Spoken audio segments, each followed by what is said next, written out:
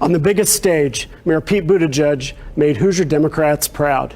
His relentless focus on freedom, families, and the future recentered and reinvigorated the political discourse for millions of Americans.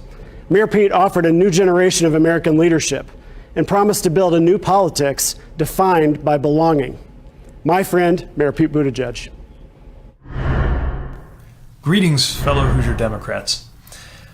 I know that this is a tough time, a painful time across America and here in Indiana. We are facing upheaval as the anguish over institutional racism and police violence spills out in cities. And we also continue to see daily life radically transformed by the spread of a deadly pandemic. Our economy is dramatically impacted. Our social fabric is tattered. And America is on the back foot with respect to the rest of the world. If one thing has become clearer than ever in these recent days and weeks and months, it's that leadership matters. It is deeply important who sits in the Oval Office, who legislates on Capitol Hill, and it is so extremely important who is in local and state office. Sheriffs, representatives and senators, county officials, attorneys general, prosecutors, mayors, every office. Our lives depend on the decisions of those in office, and organizing around elections is our opportunity to bring needed and positive change. As former President Obama wrote earlier this week, aspirations have to be translated into specific laws and institutional practices. And in a democracy, that only happens when we elect government officials who are responsive to our demands.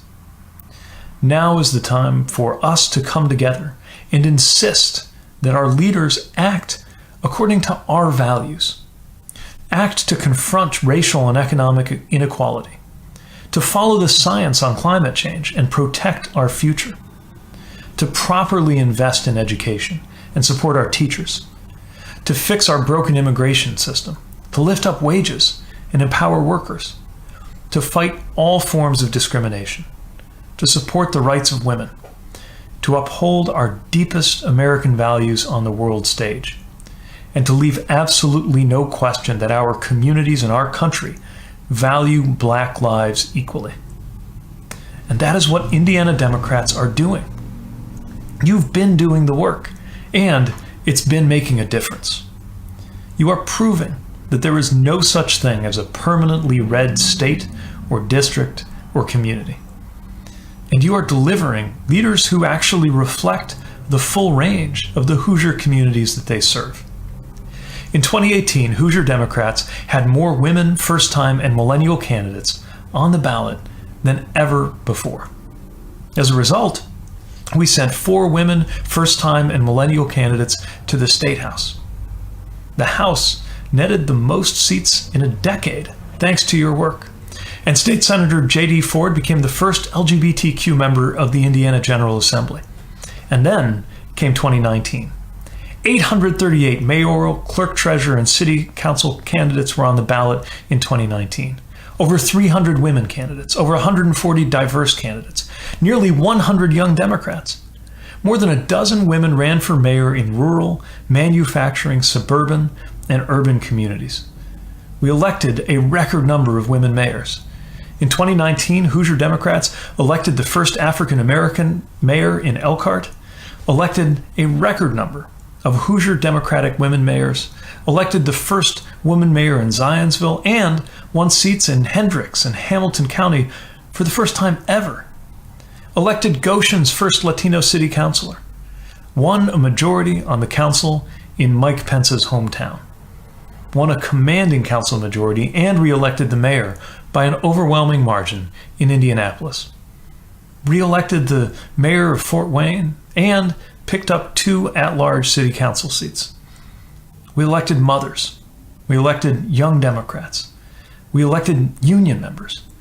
We won in the suburbs, in the cities, and in the rural communities. Now comes the election of our lives. I didn't think the stakes could get any higher than they already were just over a year ago when I stood here in South Bend and joined the presidential race. But at every turn, it's only grown more and more urgent and important. The pandemic has reminded us why our lives depend on the decisions of leaders who should listen to science and protect our safety and health for the long term. And the recent upheaval has reminded us that our country must conquer the effects of systemic racism or see it tear down the entire American project in our lifetime. Every day reminds us that the elections this year will decide how the 2020s will unfold, and that the 2020s hold the key to the life of this nation for the rest of the century to come. That's why I believe that right now we are organizing not only to win an election, but to win the era. Ours is a diverse party, and that includes a diversity of ideas within our big tent. And that's a healthy thing in primaries and in the work of governing. We will challenge each other within as well as beyond the boundaries of our party. But looking to November, so much depends on us standing together. The question of how we emerge from this moment is nothing less than the question of what our political and economic future will be. That's why, for the rest of our lives, we will remember what we were doing in this season to bring about better leadership, to bring about real change. So let's not miss the moment. Let's embrace the challenge of finding new ways to campaign and to deliver results. And let us give ourselves reason to celebrate come November that we are getting our state and our country onto a better path. Thank you for everything that you do. Stay well, stay involved, and be safe. You're watching the Indiana Democratic Convention on Wish TV, Indiana's only statewide news network.